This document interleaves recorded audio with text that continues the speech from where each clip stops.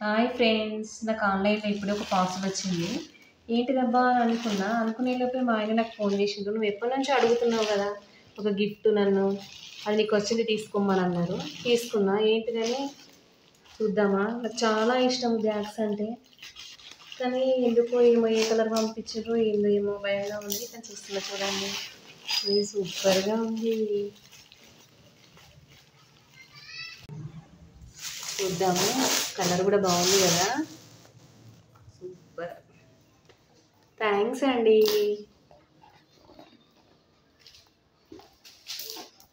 ఇలా ఉందో 3 జిప్స్ వచ్చినాయి.